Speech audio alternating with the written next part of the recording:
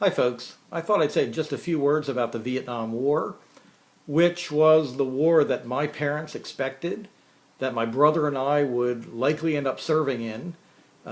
They were kind of ticking off the years before we would be eligible for the draft, and I can remember my parents talking to us about that prospect, and in our family, my father and uncles all served in the Second World War, and there was sort of this expectation that if the country were still at war, when we were old enough that we would likely go. And as that war wasn't going very well, I could tell that my parents were really torn between what they thought was the right thing to do and what was the smart thing to do. And so luckily for us, the Vietnam War ended before we were quite old enough to be eligible for the draft. But lots of older people who I knew did go. Some of them didn't come back.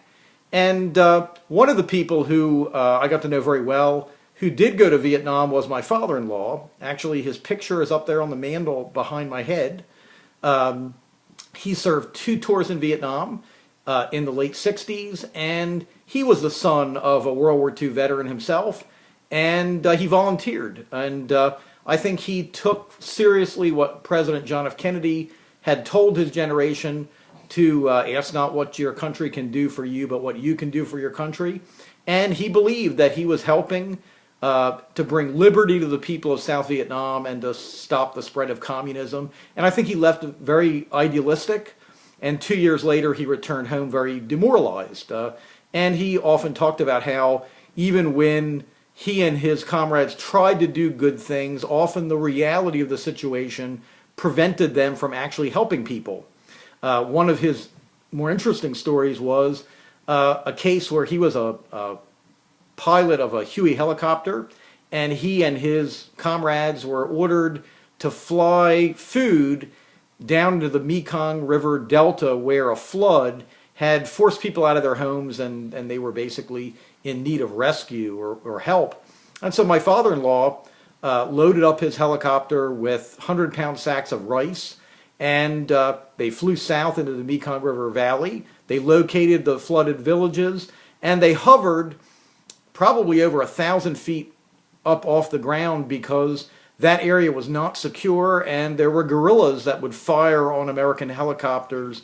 And when all you have to protect you is a plexiglass windshield, you really don't want to get too close. And so he hovered well off the ground, and he said as he did so, his crew chief went in the back of the aircraft and kicked out the bags of rice, and he said that they tumbled through the air and struck the roofs of these flooded houses down below, went through the roofs, which were made of like thatch, and down into the floodwaters where the rice was contaminated and no one could eat it. And he said that's what happened to all the rice they delivered.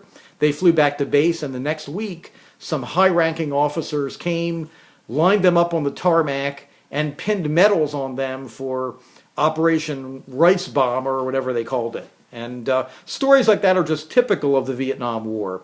I think that most Americans who went to fight in that war believed or hoped that they were doing the right thing, but in some ways the cards were simply stacked against them. So we are now closing on the end of week 6. That means we just have a fairly short stretch before the term is going to run out of time, and it'll be Christmas or holiday time. So look forward to reading your work, your milestone 3s, as you turn them in at the end of the week, and I will talk to you folks later.